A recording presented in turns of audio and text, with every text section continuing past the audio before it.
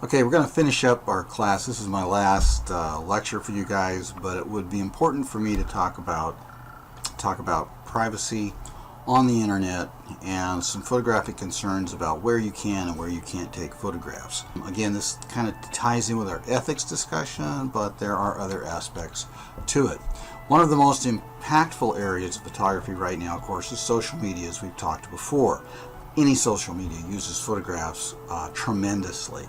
And out of the ones that are the most influential, you'd have to say is probably Facebook. Now, when you publish content or information using a public setting, which is social media, you relinquish rights that you probably don't even know about. It means you're allowing everyone to take a look at what you are doing or what you think is really important. But it also allows others to access that information and associate it with you. This is why when you pull up a web page, sometimes you know that you've been shopping for shoes and the little ad on the side now is all shoes. The reason is they're tracking your IP address through Google or something else, and that's tied to Facebook, like LinkedIn, YouTube. All these different social medias have these engines, and this is how they make some of their money, is by selling their information, your information that you post willingly because you agree to it.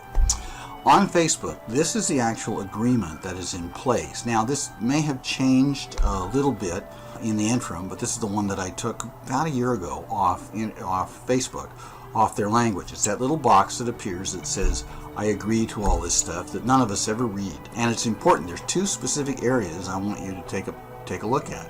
One is your subject of your privacy and the application settings. If you're posting on Facebook and you haven't looked at your application settings for privacy, I strongly advise you to go do this because it's very important. When you agree to go on Facebook, let's look at the underlined part here. You grant non-exclusive, transferable, sub-licensable, royalty-free worldwide license to any use of IP content, that's the pictures you post, or in connection with Facebook. This is a license agreement that you enter into. So virtually, Facebook, within their platform, can use any photograph you post anywhere in the world. And you may not think this is a big deal, but if you take your photography seriously, you should consider what you have just agreed to, and you should consider what you post. Now, the last part here is the most damaging, and this is what gets people in trouble. This is the second area here that's underlined. This IP license ends when you delete your IP content. Okay, so you take your photograph down, that's no problem. Or your content, take down your IP content, okay, unless your content has been shared with others. Now, if it's been shared with others, that means that now it has moved into a new area of Facebook and technically is out there forever. If there's something embarrassing that you don't like and it has been shared, which is normal, it's no going away. It's going to haunt you. So you need to be very careful on what you put out there or what some of your friends put out there on the internet. Facebook has its benefits and it has its drawbacks.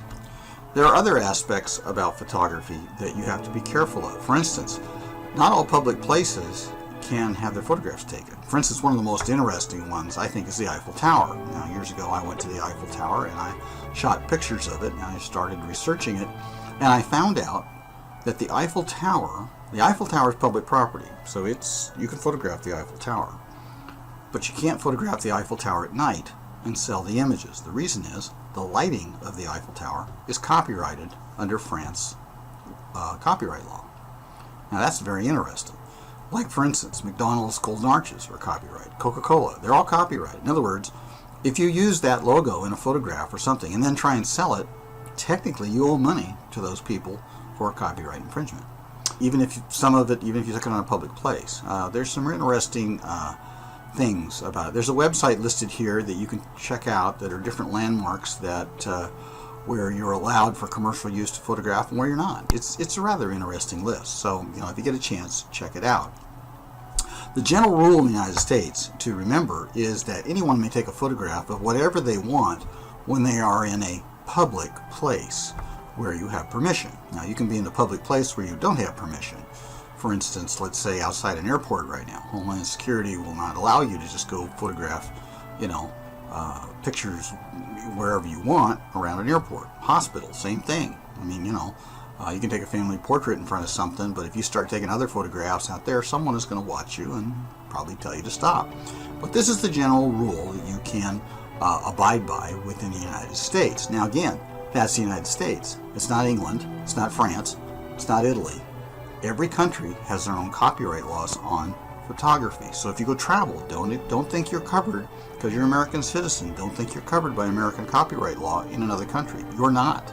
Property owners may legally prohibit photography on their premises. They have the right to prohibit others from photographing property. So for instance, there's a fire down the street. You're going to go shoot pictures of it because you think it's a good news event. Off the sidewalk onto the property owner, and he tells you to get the heck out of there. He's perfectly within his rights to do that. Now if you step on the sidewalk or in the street and you start photographing, and then he still comes after you, then he has no right. The minute you step on his property, he has the right to stop you from photographing. If you are in a public area, like a street or sidewalk area that is owned by the public, you have no problem.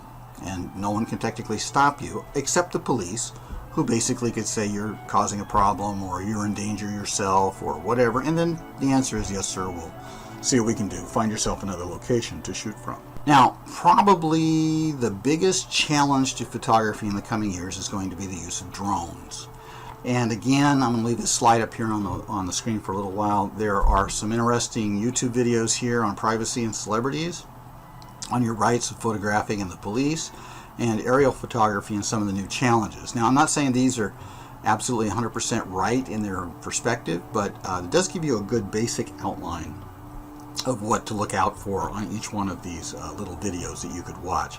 So like I say, drones are the biggest issue that's going to be coming up. Photographs like these taken from drones are by, it gives us photographs that normally you would never be able to obtain by an individual. You'd have to rent a helicopter or something like that. Well, now this is all possible, and it creates some tremendously interesting photographs and potential. It also has a lot of potential for lawsuits. The FAA has banned drones in many areas of the country, and now they're coming up with regulations. I think the latest thing they said is you're going to have to buy a license to fly one of these things. I have several friends who have these things who have crashed them with their cameras, so it's not exactly just like, fly it around. You have to be a little bit careful. So the photographic drones allow the average person like yourself and me the opportunity to vastly expand their visual scope. I mean, we get photographs we've never seen before.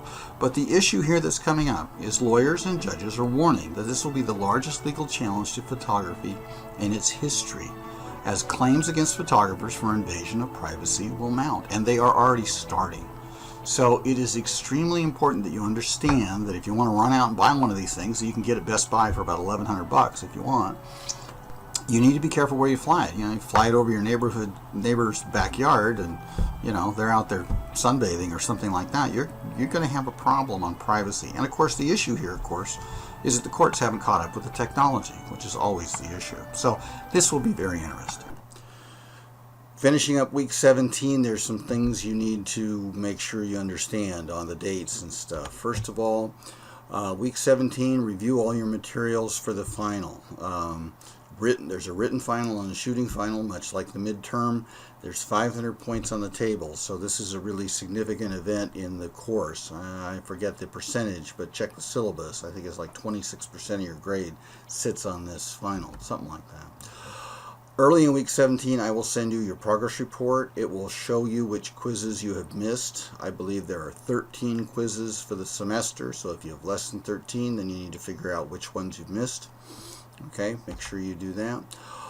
Be advised that all the videos will be removed from the YouTube channel on Wednesday of week 17 at 9 p.m. They'll just disappear. So if you want to watch something again to review, do it before Wednesday. At 10 p.m.